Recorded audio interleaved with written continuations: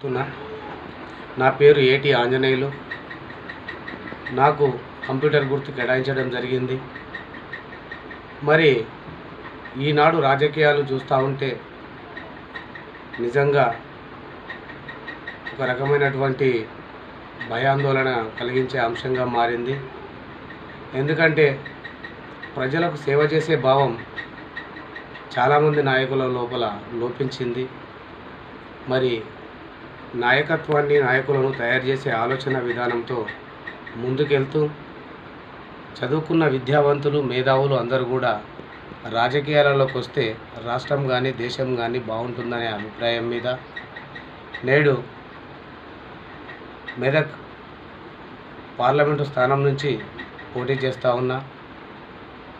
Medak parliament స్థానంలో ఇక్కడ గత ప్రభుత్వాల వైఫల్యాలతో చెరుకు రైతులకు ఇప్పటి వరకు కూడా ఎలాంటి ఉపాధి లేకుండా చెరుకు ఫ్యాక్టరీని మూసివేయడం జరిగింది. ఇప్పటి వరకు ఎవరు తెరిపించిన దాఖలు లేవు. మరి అలాగే ఇరిగేషన్ ప్రాజెక్టులు నాణ్యత కలిగినటువంటి కట్టకపోవడం వలన చాలా వరకు చెరువులు, కుంటలు వాటర్ అన్నీ కూడా స్టోరేజ్ చేసిన వాటర్ అన్నీ కూడా బయటికి వెళ్ళిపోవడం జరుగుతుంది. మరి ఇట్లాగా ఈ మెదక్ సెగ్మెంట్లో చూసుకున్నట్లయితే అనేక రకమైనటువంటి సమస్యలు ఉన్నాయి. విద్యార్థులు అయితేనేమి, ఉపాధి అవకాశాలు అయితేనేమి, పారిశ్రామిక రంగాలలో అయితేనేమి, మరి వ్యవసాయ రంగానికి అయితేనేమి, అలాగే అతిపెద్ద ప్రధానమైనటువంటి సమస్య తాగునీరు, సాగునీరు. పక్క నుంచి కాలువలు పోతున్నా రైతుకు అందులో నుంచి తీసుకునే అవకాశం లేదు. ఆ పంటను పండించే అవకాశం లేకుండా ప్రభుత్వాలు కట్టుబడి చేస్తూ ఉన్నాయి. ఈ విధానాలన్నీ చూసి కూడా వీటిని ఏ రకంగా సరే మెదక్ సెగ్మెంట్ నుంచి మెదక్ పార్లమెంట్ స్వతంత్ర అభ్యర్థిగా నేను పోటీ చేస్తున్నా. వీటిని అన్నిటిని కూడా కట్టడి చేసి సామాన్య ప్రజలకు ఎప్పుడూ అందుబాటులో ఉండటం కోసం, సామాన్య ప్రజల బాధలు, కష్టాలు తీర్చడం కోసం, అలాగే ఉచిత వైద్య, ఉచిత విద్య ఈ రెండింటిని కూడా ఖచ్చితంగా ప్రభుత్వం అమలు చేయాలని చెప్పేసి నినాదంతో రైతులకు గిట్టుబాటు ధర మరియు రైతులు పండించినటువంటి ప్రతి ధాన్యం కూడా కేంద్ర ప్రభుత్వం కొనే విధంగా ప్రయత్నం చేస్తానని మీ అందరికీ కూడా తెలియజేస్తున్నా.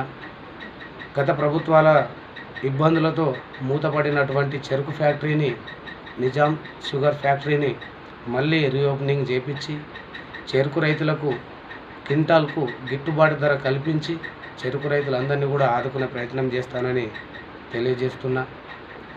అలాగే మన ఈ మెదక్ సెగ్మెంట్లో ఉన్నటువంటి పారిశ్రామిక రంగాలలో స్థానిక నిరుద్యోగులకు 30% ఉపాధి అవకాశాలు కల్పించే విధంగా ఏర్పాటు చేస్తానని తెలియజేస్తున్నా.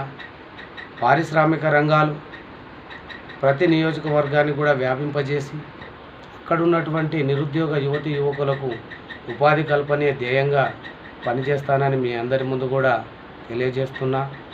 ప్రతి రైతు తను పండించే పంటకు కావలసినటువంటి మెటీరియల్, యూరియా కావచ్చు, కోరమండలు కావచ్చు, క్రిమి సంహారక మందులు కావచ్చు, ఇవన్నీ కూడా కేంద్ర ప్రభుత్వం ఫ్రీగా అందించేలా ఉద్యమిస్తానని తెలియజేస్తున్నాను. అలాగే కేంద్రీయ విశ్వవిద్యాలయాల్లో చాలా వరకు నాణ్యత లోపించినటువంటి ఆహారం, అలాగే నాణ్యత లోపించినటువంటి టీచింగు, ఇవన్నిటిని కూడా సరిచేస్తూ కేంద్ర విశ్వవిద్యాలయాల్లో మరి నాణ్యమైన అధ్యాపకుల చేత వాళ్ళకు బోధన పాఠ్యాంశాలు కలిగించే విధంగా పనిచేస్తానని, ముఖ్యంగా కేంద్ర ప్రభుత్వం ఇచ్చే మహిళలకు, స్వయం సహాయక బృందాలకు సొంతంగా వారు ఏదైతే స్వశక్తితో పైకి లేవాలనుకుంటున్నారో వారందరికీ కూడా కేంద్ర ప్రభుత్వం ఇచ్చే ప్రతి నిధిని కూడా వారందరికీ సమానంగా అందజేస్తా. మరి మహిళలు ఒకవేళ ఎక్కువ మొత్తంలో ఉండి ఒక చిన్న తరహా పరిశ్రమలు ఏర్పాటు చేసుకుంటా అన్నా కూడా వారందరికీ కూడా సంఖ్యాబలం పైన ఆధారం చేసుకొని వారందరికీ కూడా పరిశ్రమల ఏర్పాటుకు తప్పకుండా కృషి చేస్తాను. మహిళలందరికీ కూడా నిరంతరం వాళ్ళకి ఏ కష్టం వచ్చినా నా కష్టంగా భావించుకొని వారందరికీ అందుబాటులో ఉంటానని మాటిస్తున్నాను. అలాగే ఇప్పుడున్నటువంటి పరిస్థితులలో మెదక్ సెగ్మెంట్ అనేది పార్లమెంటు స్థానం చాలా వెనుకబడిపోయినది.